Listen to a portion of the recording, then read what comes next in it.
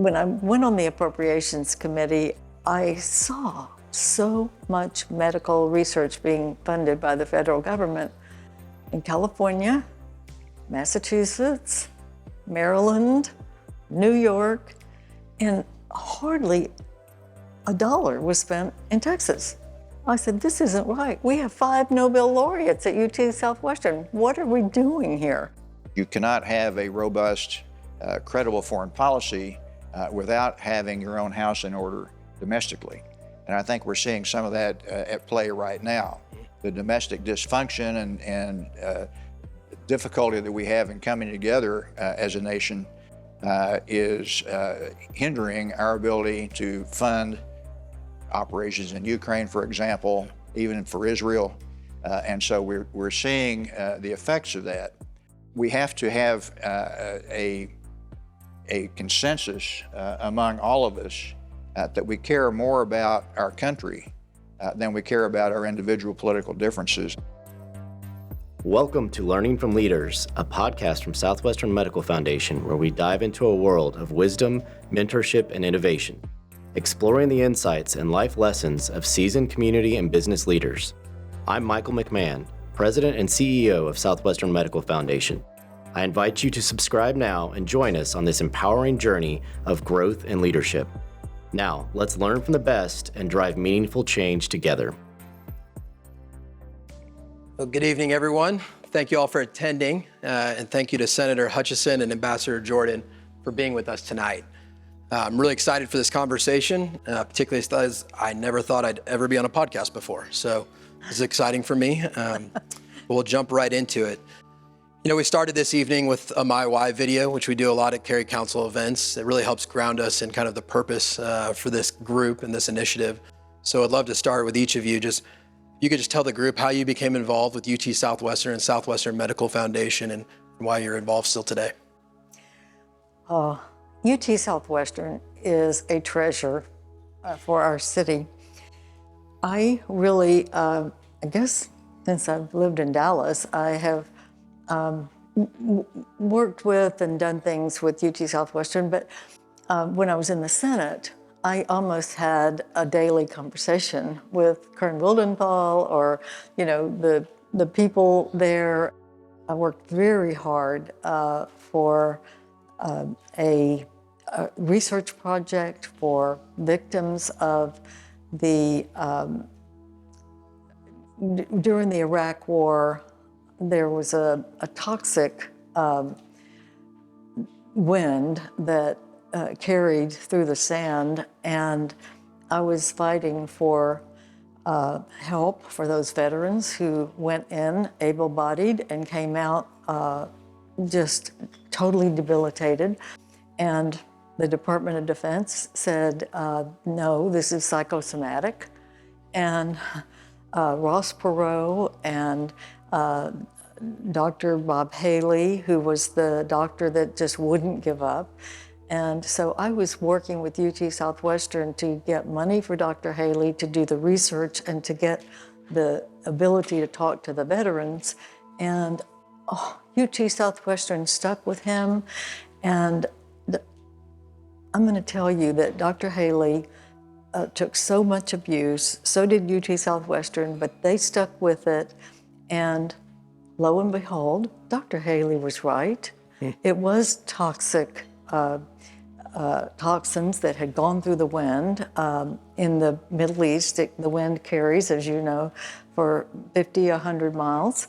And those patients now, Dr. Haley is now still doing the research that UT Southwestern has supported and I supported through federal funds and the Veterans Administration did to get the, oh gosh, I can't explain all the medical things, but to get the antidote to the troops that will go into harm's way where there could be toxins like this.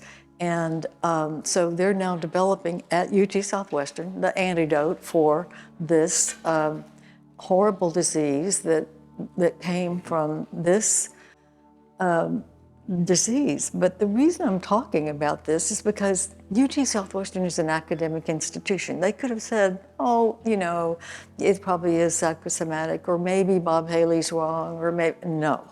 They stuck with him, and they said, we are going to get to the bottom of this, and they're going to save hundreds and thousands of future veterans that are going to be going into harm's way to represent America because UT Southwestern stuck with Dr. Bob Haley. Yeah. That's my experience with him. Oh, thank you. Ambassador Jordan? Well, I would say my involvement began with three people: Kathleen Gibson, and Kathleen Gibson. Kathleen and I had been board members and very active board members of the Dallas Council on Foreign Relations for a number of years. I then moved to Dubai in 2010, I guess it was. And by the time I came back, she had come to UT Southwestern, to Southwestern Medical Foundation. And she asked if I would consider joining the board. And I was thrilled to have the invitation, but I had also worked with Kern Wildenthal on boards in the past and had such a fabulous view of the foundation and UT Southwestern. So it was a no-brainer for me to get involved. And since getting involved, Kathleen became sort of my healthcare concierge, and we have funneled many, both relatives of mine, myself, and friends to the various healthcare providers with enormously impressive results, including some very life-threatening situations. So it's just been a truly rewarding experience to be here, to hear Claire talk about her experience as well. I can really relate to that. My law firm, Baker Botts, of course, was started in Houston, and many of my partners were board members of MD Anderson. And I think what we're doing now is making MD Anderson the UT Southwestern of Houston. Great. Well, thank you for sharing that. Obviously, Michael's got big shoes to fill with Kathleen Gibson, but we know he can handle it. I'll pivot a little bit, and Michael's kind of prepared remarks about both of your bios, clear that you guys have both lived across the world, but now you're back in North Texas. So, you've had the chance to live across the country and the world, but you come back here. What is it about Dallas and North Texas that really brought you back here? And then the second point would be, as we think about the incredible opportunity we have in Dallas and North Texas, what's a message you would carry to this group about how they can contribute in building up this city and particularly the medical scene even further? Ambassador Jordan, I'll start with you this time. Well, as you so correctly pointed out, I'm an Okie. And I got here as soon as I could. Yeah. The horns can go this way. Well, yeah, right. When my oldest son was born in 1975, he came out of the delivery room with his fingers like this. Oh, good. There's hope. So coming to Dallas was like coming to the big city. I interviewed with a number of other cities and so forth, but there was such a dynamic feel here in those days, and it has so definitely continued since that time. This is a can-do city. This is a city where people take civic obligations seriously, that care about the city. And Tulsa was very much where I grew up, was very much the same way. We had a cadre of people who had lived there a long time, who cared about the city. But this is like that experience on steroids. It is, and if you look around the room now, look at these people, the leaders of today and tomorrow. And it is so refreshing, I guess I would say, to see the renewal each year of the cadre of people who genuinely care about this city. Now, we've got problems, of course, like any metropolitan area does. Sure. But I think we've got committed citizens in this city who care enough to transcend those problems. I don't think there's anything we can't solve here.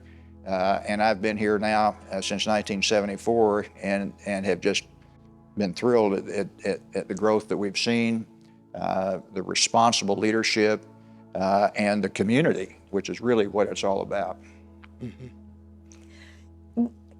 I just agree with everything you said. My early career was Houston, and I grew up in Galveston, so when I graduated from law school, I went to Houston, and when I came to Dallas because of marriage to my husband, I fell in love with Dallas because it is dynamic. It's a Texas thing that people are optimistic, they're resilient, they're can-do, and I can't emphasize enough that this is different from other states.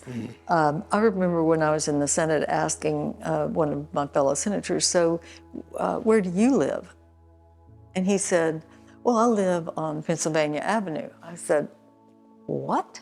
I mean, no Texan would ever say, I live in Washington, D.C. I mean, if you are from Texas, you love Texas, and there's just a bond about that. And I think that it's a city that welcomes newcomers, and if people want to get involved, they just can get involved, and they're part of a team, and they're going to have friends for life. Yeah.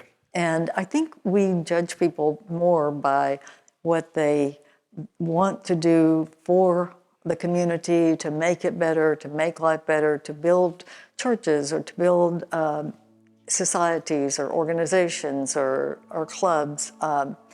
And one like the Cary Council, of course, that has such a great purpose. And because I have worked with UT Southwestern through the years, I know the importance of the young people who get involved, and then they become the ones who, when they do get into, when they have the ability to have more time or more capability to be charitable, that really do share. We just do so much for the community, and that's kind of our, that's the way things work here. And I love it, and I think people who come here really do feel welcome. Absolutely. And if they want to be a part, I always say I don't want to have to teach somebody to love Texas. If they love us, we love them back. Mm-hmm. and that's all it takes. Absolutely. You don't have to teach. You don't have to, explain the cowboy boots or the cowboy hats, because you're just who you are, and you can be who you are, and you're accepted for that. Absolutely. Well, it's a great transition. I wanted to kind of explore both of you, a couple of the interests you guys have and what you're more involved in here. So, Senator Hutchison, you kind of talked about finding civic interest and getting plugged in and really contributing. One of the things you're involved in is the Texas Academy of Medicine, Engineering, Science, and Technology, which is celebrating its 20th anniversary this year. Would love if you would just tell the group about that, how you got involved, and just really provide some color on that great organization. Oh my gosh, this is so wonderful. And I finally I was looking for Melinda Poucher-Gage, who was my assistant in Washington and moved to Dallas with her husband, JT, who they met in my office. I'm responsible for their 2 children. But when I went on the Appropriations Committee, I saw so much medical research being funded by the federal government in California, Massachusetts, Maryland, New York, and hardly a dollar was spent in Texas. I said, this isn't right. We have 5 Nobel laureates at UT Southwestern. What are we doing here? So I called all of our chancellors and presidents of research institutions, and I called them to Washington, and I had presentations about what research the federal government was prioritizing, so that they would hear that and they would be able to do the research that was wonderful in our institutions and apply for these research grants. Well, the bottom line is there was a suggestion by one of them that they didn't know what the other institutions in Texas were doing, and why didn't we have some way to have a meeting? And so we got together Peter O'Donnell, who is the godfather of TAMIST, and he's the godfather of charity in Dallas. I mean, he started so many things, and for years he would be not anonymous, and everyone would know that anonymous meant that Peter was supporting it. And we finally got him to agree to use his name. And so Peter called a meeting and he said, okay, well, we'll help start an organization. And we started working on it. And so we said, we want our 2 Nobel laureates to start this organization. So Michael Brown, this UT Southwestern Nobel laureate, said, I'm in. He came to the first meeting. He said, I'm in. This is great. We will have this organization. And the only criteria for being a member of TAMIST is that you have been elected to the National Academy of Medicine, Engineering, or Science. And that means that you are peer-reviewed and you are excellent in your field. That's the only criteria. So our members are just the Academy members. So what we did with TAMIST was we started with about 150 Academy members in the different institutions, MD Anderson, Rice, UT Southwestern, A&M, and we started with 150. We wanted to build that number, so we started doing yearly presentations, and we've had our 20th year, and we've almost tripled the number of Academy members elected because they started sharing what they were doing, and so they started doing more research, they started getting more federal dollars, and so we built on it. But I'm going to end with the story of how we got this started with our 2 Nobel laureates, because we said, okay, Michael Brown will be one of the first chairmen, but we should have a co-chairman. And so they decided that it should be Rick Smalley from Rice University, who got the Nobel Prize in chemistry. And so, but nobody knew Rick. So I said, well, I'll just make a cold call. And so I called him and I said, I know we don't know each other, but here's what we're doing. And we want to have 2 Nobel laureates be our co-chairs and then start this organization. And he said, Senator, I hate organizations. I hate meetings. I hate having to talk to people. But I love this, and I'll do it. No, so Rick Smalley and Michael Brown were our founding co-chairs, and we've had our 20th anniversary. We've tripled our number of not only Academy members, but also Nobel laureates. Yeah. And we have annual meetings, and I want to say Peter O'Donnell has been so wonderful, and so we have built on that. Peter gave awards, monetary awards for the best research being done in Texas. That was another draw, that we got more of these outstanding researchers to come to Texas. And Jerry Thompson, who's now the chairman of UT Southwestern, of the foundation, he came to the 20th anniversary along with Bill Solomon, the chairman of the foundation, the O'Donnell Foundation, and presented the awards. And they were so excited to see what their money had done to create this boom in our medical research. And then I'm going to end with this. I know I'm doing a monologue, but that's great. The last thing I'm going to tell you is that Lyda Hill is now the Peter O'Donnell of today, because she is now working with TAMIST. She is doing extra now, what they're called Hill Prizes, and she's giving money for the new researchers that are going to be doing their work in Dallas. And I mean, she is the most generous, wonderful person, and she's doing just what Peter did. She's not seeking any kind of recognition, but Lyda Hill is now taking all of us to the next level in the academic research that is just huge for Dallas and Houston and the other institutions that have contributed so much, because we're attracting now the researchers that used to be on the East and West Coast, and now we're building that base, which also means more of the transition to the products and the research and now the corporations.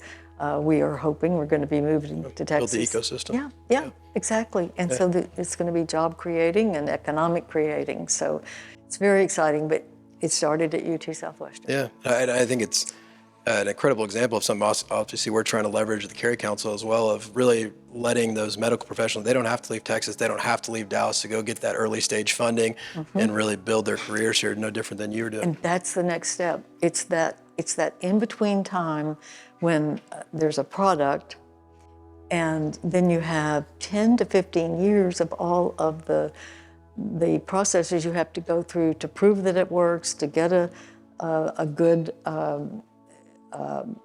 test of it working. And it's the funding during that time. And if you all are taking that on, that's what's going to bring the companies here to do the research here and then make the product. Absolutely. Thank you. Great, well, thank you. Ambassador Jordan, for you, one of the things you're involved in is the SMU Tower Center, and you're on the board of directors there as the vice chair, as well as the diplomat in residence. Can you tell us a little bit more about that center and that program, how you got involved and what it's doing today? Sure. It's a terrific program. When I came back from Saudi Arabia in 2003, Jim Hollifield on the faculty there asked if I would be willing to be diplomat in residence at SMU.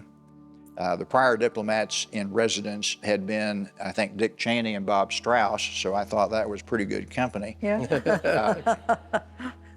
And then after I'd been there a little bit, they asked if I'd be willing to teach a course on the Middle East. And so I said, sure, not realizing how much work it really was. But it turned out terrific. I had some wonderful students. And serving on the board of the Tower Center has really been part of my life for almost 20 years now. Of course, it's named after Senator John Tower. It's a public policy center. It is not a school. It does not award degrees, but it's loosely part of the political science department. When Ken Pye was SMU's president, he actually made it clear that they were not to be run by the political science department. And so we have independent sources of funding. We have wonderful board members like Peggy Sewell and others who are so tremendously committed to the educational function of teaching public policy, of providing exciting opportunities for the students in public policy for when they graduate. So they take these students, they interview them as freshmen, and they are then selected for the 3-year program to be Tower Center Scholars. The students go through a very rigid program of learning public policy, of getting internships. In 2020, right before COVID closed us down, I took that cohort to Washington, D.C. We met with members of Congress, including Congressman Allred from Dallas. We had just a terrific experience for them, and this continues every year. The students then go on to various walks of life. We have pre-med students, we have business students, we have arts students, but they are all focusing on some aspect of public policy. And it's quite interesting at the connection. We've had a number of pre-meds, and they are realizing now the intersection of public policy and medicine and healthcare. And this has become a huge issue in the United States, and certainly it's important for us in Dallas to understand that connection. So they are going out as they graduate into exciting opportunities, and I think the Tower Center Scholars Program has really had an enormous impact on the quality of their life, the quality of their future, and it's benefiting the community as well. It's incredible. Pivoting on the service side, I think both of you have just this incredible angle of having a lot of international experience and perspective, seeing the issues the world's facing. But then we've talked about how deeply involved you are in your local communities. So it's kind of a tough question in a sense, because there's obviously no right answer, but how do you think about spending your time and addressing those issues at home where there's a need, but also balancing the ability for America to just take a stance on global issues and be involved. So really that trade-off of spending resources abroad and addressing just the never-ending issues we face in this world, but also understanding we have a community right here in Dallas and in North Texas and in Texas broadly where we can have an impact as well. So how do you think about kind of balancing that? Some of you may know Richard Haas, who just recently retired as the president of the Council on Foreign Relations in New York. About 5 years ago, Richard wrote a book called Foreign Policy Begins at Home. And his position was you cannot have a robust, credible foreign policy without having your own house in order domestically. And I think we're seeing some of that at play right now. The domestic dysfunction and difficulty that we have in coming together as a nation is hindering our ability to fund operations in Ukraine, for example, even for Israel. And so we're seeing the effects of that. And so they go hand in hand. And you've got to have enormous attention to both. We have to have a consensus among all of us that we care more about our country than we care about our individual political differences. And I think it may require us to go through some rough times to find that. But in the long run, I think we'll be more credible as a nation if we can speak with not necessarily one voice, but with a consensus, a general consensus, even though we don't agree on the details. Yeah, absolutely. I look at it from the security standpoint because of my time at NATO, but in the Senate, I was on the Armed Services Committee and very supportive of our military efforts. And what I think is so important for America is that we are the leader of the free world. And when I hear people say, well, we shouldn't be giving money to Ukraine when we have issues at home. Well, we are the leader that is the only one that has the capacity and the will to assess a risk and then deter against it. And our allies look up to us, and I want our enemies to fear us. And we do that by being bold, by being honest, by having the trust, and by saying security is first. It's above everything else because from security, you get everything else. You get an economy, you get a democracy, you get the rule of law, you get free press. If you have the security capacity. And when people say, well, we shouldn't be just giving to Ukraine, I say, we give to Ukraine so that we won't have our troops on the ground in Europe again. That's why we're helping Ukraine. We want to do it for the right reasons because they're fighting for themselves, and we want to support them by giving them the arms they need while they're fighting for their country. But it's so much bigger than that because Putin has said that he wants to recreate the Soviet Union. He says the worst thing that happened in Russia's entire history was the breakup of the Soviet Union. He calls Gorbachev a traitor. Well, so if he's trying to take over Ukraine now, and he's already done the same thing in Georgia, the country of Georgia, you know that he is going to go for the others, which are now NATO members, which means we are going to be committed to defend any NATO country that is invaded. And that's a commitment that we've already made, and we've had it for 75 years. So we help Ukraine win against Russia so that we don't have a bigger war with Russia, which is NATO versus Russia, and especially we don't have our troops on the ground in a foreign war. So that takes American leadership. So we do need to, as Bob said, politics should stop at the water's edge.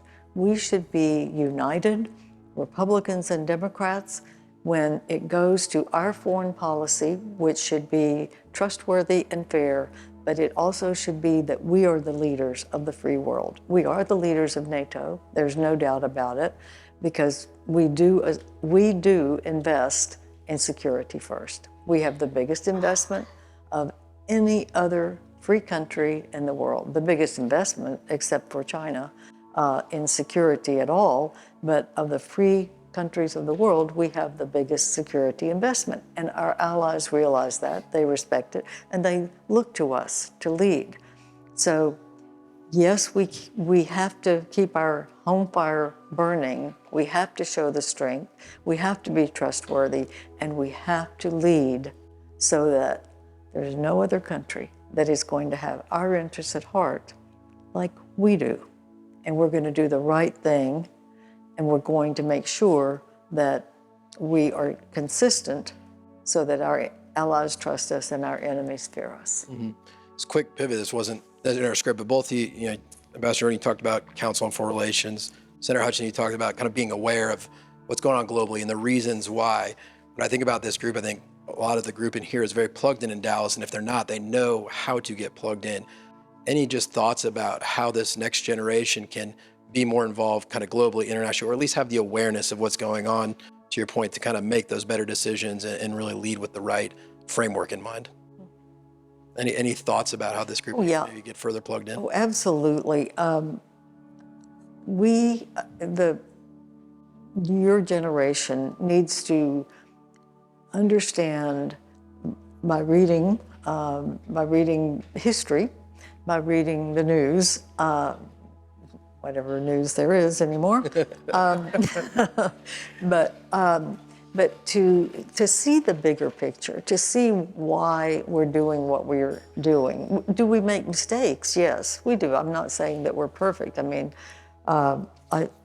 we do make mistakes, but we generally make mistakes and then we end up doing the right thing, even though it's a little bit of a circuitous route sometimes. But I think being aware and really being up on, for me, it's the Wall Street Journal every day. That is I think, covering the best. The Economist is also great, but it's not as available in America, but you can get it.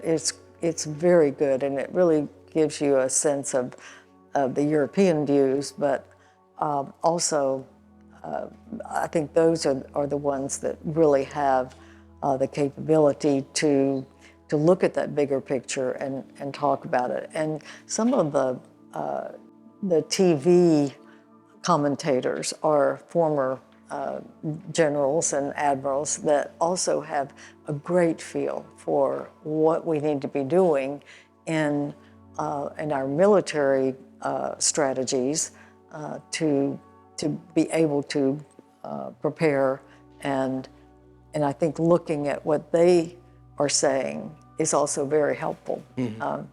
So I think, but I do hope that when you're young and you have children and your issues are much more hands-on right now, raising your children right and making sure they're patriotic, making sure that they are raised to understand the greatness of America, but also to keep the eye out for that big picture, because I think, for instance, some of the rhetoric around Ukraine, if we let Ukraine down, which means we're also going to be letting our NATO allies down. Europe is actually doing more for Ukraine right now than we are, but we can't lose our leadership position. Mm-hmm. And it's so important, because that is going to be the ultimate way that we do have the capacity to build a security for ourselves and our allies.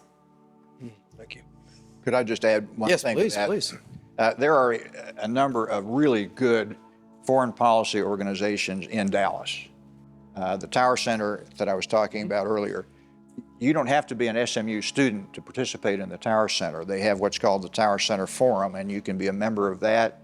You can show up at any of the lectures on campus, And you would be surprised at how many members of the community are there, even as compared to the students. The students have to go to class. And old guys like me don't have to go to class. They get to show up and really benefit from it. There's also the Dallas Committee on Foreign Relations, where Kathleen Gibson and I served. There's the World Affairs Council of Dallas-Fort Worth. All of these have just an endless diet of high-quality speakers, some of whom speak in this room from time to time. We've had the former Israeli ambassador to the United States. We've had many very well-known figures from around the world speak here, in addition to the resources that we have here in Dallas. So I encourage you to think about those opportunities to be involved, and it'll really enrich your life and your knowledge of what's going on in the world. Thank you. Good idea. Senator Hutchison, you really had for both of you, but you really had an incredible career, on the global board for Bank of America, U.S. Senator, Ambassador to NATO, really been a trailblazer for women and broken a lot of barriers. So we have a lot of great female leaders in this audience, and would love if you would share just some insights from your journey and offer advice to some of the women here as they think about where they're going to lead and where they're going to take this next generation. Well, I wrote, as you mentioned, or I think Michael mentioned, that I had written 3 books, and Melinda knows. She helped me with some of them. Melinda's a great editor if you ever want someone that's going to catch those typos. But I wrote about the women who broke barriers and in the different fields. And my first book, I wrote about the women who broke the barrier, and then I interviewed the women who were still breaking the barriers. So I would interview, I would do a chapter on Amelia Earhart in aviation, and then I interviewed Sally Ride, because she was still breaking those barriers in aviation and aerospace. And I did a chapter on the women leaders in education, early education, and then I interviewed women who were still breaking barriers in education. And I asked each of them in my interviews, what was your most important trait for success? And most of them had as their first perseverance. It was never giving up. It was taking the failures and learning from it, learning what didn't work, and then getting back up and going forward. Perseverance is number one. Another one said, and this was interestingly, the journalists, like I interviewed Barbara Walters and Cokie Roberts, and they both said that their most important traits were curiosity. And that's where I would say the entrepreneurs and the journalists, that made sense. They said it was curiosity, asking those questions, doing those things. And Lynn Cheney, by the way, I interviewed Lynn Cheney, and so she said perseverance. And I said, so how did you learn that? And she said, well, I was a baton twirler. And I learned how to continue to practice all the time. And when I was hurt, I still competed. And when I didn't feel good, I still competed. And I said, well, were you good? And she said, oh yes, I was the Wyoming state champion. And she said, but I want to retrieve my dignity here and say that Ruth Bader Ginsburg was also a baton twirler. So those are the kinds of things. It's perseverance. It's, and I'm learning this, and it's not just for women, this is for men too, but I'm learning from the younger sector that young people want to be at the top right now. And the value of the, say, 10 to 15 years of experience after you graduate from college, where you really learn different things, you see what you like, you see what you don't like, and you don't just jump from college to what you think is going to be your long career, your whole career. You test some things and you become a stronger, better, more diversified person when you see what things you like, but also what is going on out there. And then when you do settle into something, whether it's getting an idea from your co-workers and you all then become entrepreneurs, or whether you stay in the corporation and you become the CEO, all those things, take that interim step, which I've got two 20-year-olds, 22-year-olds now, and they, I just keep saying, don't lose this time of the experience that's going to be your base to build on. Don't just if you go to the top too soon, you're probably not going to be that successful in the end. So those are my advices. You probably have. Yes, similar question, Ambassador Jordan, just what are lessons you would share from your career in politics and diplomacy and business, et cetera, for this audience? Well, one of the best lessons I ever got was from my law partner, Jim Baker. And he got this lesson, I guess, from his father. And it was the 5 Ps. Proper preparation prevents poor performance. And it's why golfers go out and hit golf balls every day and practice. Yeah. It's why musicians practice 8 to 10 hours a day. We have to be prepared for the challenges we're going to have. And so how do you do that? You can't just wing it.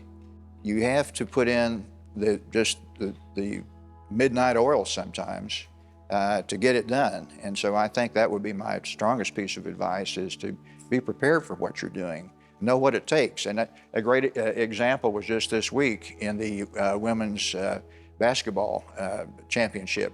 Caitlin Clark, who you obviously have heard of, made the comment that, our practices are 10 times harder than the games. Yeah. And that's how steel is made. It's the rough, tough preparation part of it.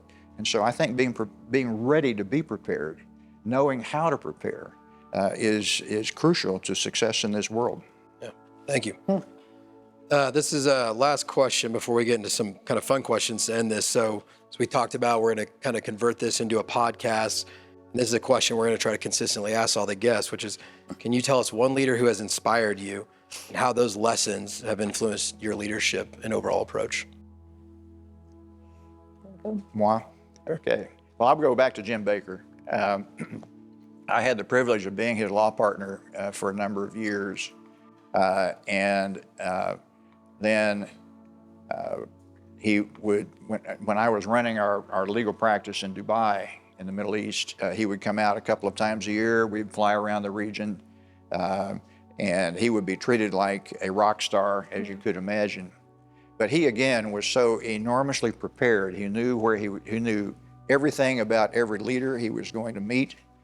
He knew everything about the policy issues that were the tough ones they had to discuss. And he knew how to advance our law firm's interests along the way and show them what we could do for them. So he has a book out called The Politics of Diplomacy, and I commend it to you. It's not his memoir. His memoir he wrote actually with a guy named Steve Pfeiffer, who helped me write my memoir, Desert Diplomat. But before that, he wrote a book called The Politics of Diplomacy, and his point in the book really is that diplomacy worldwide is very much like domestic politics. You have to have the same skills. It is all interpersonal. You're not just spouting policy homilies. And as Senator Hutchison knows as well, the skills that she had in politics were enormously valuable, I'm sure, as ambassador to NATO. Mm-hmm. Diplomacy is just another category of human relations, of understanding what's going on and paying attention. And I think he really had that in spades, plus he could tell some really awful and funny stories. Always helps. Some of which I can't repeat here. Yeah. I'm sure. There were two women that influenced me. The one the most was Anne Armstrong. Ann was the co-chairman of the Republican National Committee, and I interviewed her when I was a television news reporter in Houston.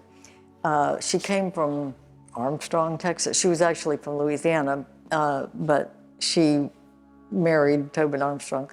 And I learned so much from her, and she was a natural politician. And I learned when to fight and when to switch. And that is such an important lesson. You go for something and you go as long as you can, but sometimes you have to switch. Sometimes you have to either lose and live to fight another day, or you make a compromise where you get half a loaf and not the whole loaf, but you get a start for then the next thing. That was a Ronald Reagan thing. He always said half a loaf is better than no loaf, because then you can build on that for the next time. And Ann really taught me that. I watched her operate, and she was really fabulous. She ended up being the ambassador to the Court of St. James, the UK, and did a wonderful job. Everybody loved her because she was beautiful, but smart as a whip. She was a Phi Beta Kappa at Vassar, and so she had a lot of respect. The other one was Margaret Thatcher. I was able to spend time with her, and she was she was so curious. She would pepper you with questions, and she knew so much about so many subjects, including American politics. And she would ask you questions, and she would talk about local races in different states, and she understood the states that made a difference and the ones that were in transition. And she also she wasn't in the good old boy network. She challenged the leader to become the leader because she valued the substance, and she built the economy, and kind of the British they valued academics over entrepreneurship, and she sort of said, no, I'm for the people who are doing things, not for the people who are talking about it. And so those were the two that really influenced me, just watching them. Thank you for that. Well, thank you both for your incredible perspective and really diving in on some deep, impactful questions. I'm going to pivot and kind of really wrap this up on a more casual note. We started this rapid fire question set last year with Michael and Jerry Thompson, and had a lot of fun with it, so we're going to do it again here. So these are really quick hitters, and just love both of you guys' answers here. So we'll start with the first one. Favorite restaurant in Dallas? Senator, I'll start with you. Fernando's. Great choice. I would say Mercury Grill. Yeah. Favorite getaway? Nacogdoches. Oh, okay. St. Martin. Okay. Very different. Okay. There, yeah, definitely. But both equally. That's St. right? Martin, Louisiana. So it's a personal response. That was almost Louisiana. You might have already answered these with probably the last question, potentially, but if you could have dinner with any historical figure, who would it be? Really, it would be Margaret Thatcher for me. Mm-hmm. Be Jesus for me. That's great. This is probably going to be a tough one because you guys have both traveled extensively, but favorite place that work has brought you to? I visited all 254 counties in Texas, and I loved being able to see the diversity of our state, and the people are so wonderful. They don't ask for anything. They just are patriots. They love Texas. They love America. And that was, and the courthouses were interesting and different. It showed the heritage of that particular county. And that, I guess that's, business took me to those, but it was my honor to be able to see the greatness of Texas. A great experience. Ambassador? Well, when I was serving as ambassador in Saudi Arabia, this started a month after 9/11, and I would travel around the kingdom and often meet with American business groups and others. And I went to the eastern province where Aramco is located and where the oil fields are. And I met with the American Chamber of Commerce there in Daharan. And I felt like I was in Midland, Texas. And at a time when it seemed like the world was falling apart and we were under siege, it was so comforting and sort of patriotic feeling to go into a place where you had Americans living abroad in somewhat dangerous conditions in the wake of 9/11, and hearing those great Texas accents and talking their language about what's going on in the oil fields and what are they up to and what's their personal story. I think that's a place that just gave me enormous comfort at a particularly critical point of my life. Absolutely. Favorite sports team? Ambassador, maybe I'll start with you on this one. Cowboys and Cowboys. Okay. And Duke. Okay. Didn't mention the Sooners. Longhorns. Favorite hobby outside of work? Walking, reading. I used to be well-read. I'm not anymore because I have to read so much for business, but reading and walking and exercising are the two things I love. Playing a humiliating game of golf. Pair up with you on that one. Let's see. Favorite Dallas museum or attraction? I think it's the Texas State Fair. Well, there you go. Hard to beat that.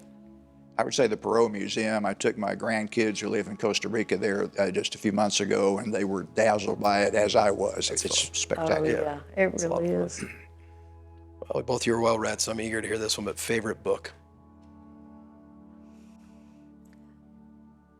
The Rise of Theodore Roosevelt and Lonesome Dove. There we go.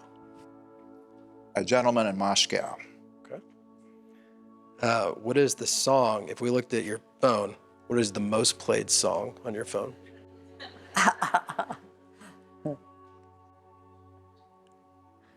It would either be the Willie Nelson album or Pavarotti. Okay.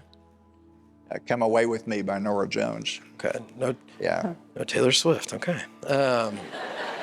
So I'll be curious on this one. Outside of the Learning from Leaders podcast, what is your favorite podcast? I don't do podcasts. I was wondering if that might be an answer, but that's perfectly good. Richard Haas of the Council on Foreign Relations has a great podcast. Great.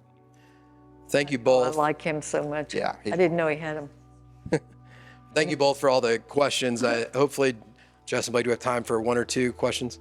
We'll open it up to the audience for one or two questions before we wrap up. So if anybody has any questions for the Senator or Ambassador. As we think about China, One Belt, One Road, and domestic supply chains, specifically commodities abroad, and bringing back a U.S. industrial base, albeit shipbuilding for the Navy or otherwise, our cost basis versus China and other places is wildly different. How does U.S. maintain its dominance when a lot of the rare earth metals or otherwise commodities of the future are held in foreign hands? How would you guys address that? I have seen the Belt and Road Initiative, and it's amazing what they're doing. They're even going into the Arctic now, Belt and Road, and into the Atlantic from the north. It's stunning what they're doing. I would use the economic leverage that we have with China to try to bring them into the rules-based order so that we have a fair competition, but we can't compete with China in military. They have a buildup, they have the technology, so thinking that we're going to be able to have a confrontation with China that's going to end well I don't see is in our cards. But I think the one thing that China needs is trade with the G20 nations. And if we use our economic leverage, and if the Europeans will work with us, and the top 20 economies of the world will say, if you do not play fair, then we will not trade with you, because that would hurt China domestically, and they need to have those good relations. So we keep forgetting that they need the trade. They need to be able to manufacture, and they can't keep stealing tech and violating all of the rules of fair competition and expect us to continue to trade with them and give away our technology trademarks. So I don't think we have done that. I don't think we've done it well. And the Europeans are going to have to be cajoled into having a unified message on that, because President Macron already went to China, met with President Xi, and said that Taiwan was an American issue, not France. Well, that takes away the unity and it takes away the leverage. And I think we're going to have to work on that. But I think our goal should be to not have a war with China, because we both have nuclear weapons, and that's mutual destruction. So how do you get to China? I think it is leverage with economies and trade. I would agree with that, and I think it's important to note that the Belt and Road Initiative in many ways is bankrupt. It has been discredited because the predatory nature of it has been revealed time and time again, where they will come in, build infrastructure in a country, take debt back on the infrastructure, and then they can't service the debt and it's foreclosed, and then the Chinese own part of the critical infrastructure of various countries. People are catching on to that. Secondly, continuing to trade with China is very important. They have comparative advantages in certain areas, and so do we. But in the areas that are up for grabs, like rare earth minerals around the world, it's up to us to develop proper relationships with the sources of those products. It's really almost that simple. There are phosphate deposits here and there are cobalt deposits, and it's up to our diplomats and our business community to help find ways to have common interests that we can argue there. It is not necessarily a zero-sum game, and we continue to have, as Kay says, we have these important relationships from a trade standpoint with China. And yes, we have to have the Europeans together with us, so if China decides they really want to do something terrible, we're all together. And China then realizes they are risking their commercial relationships with a huge percentage of the world if they take an extreme action of some kind. Thank you. Well, with that, thank you both for your time today, for your deep perspective on some global issues, but really some impactful things in our community. So thank you both for being with us. Thank you. Thanks for listening to Learning from Leaders. If you enjoyed this episode, we invite you to subscribe now for monthly episode drops so that you can continue to learn from experienced business and community leaders to help you drive meaningful change in your community.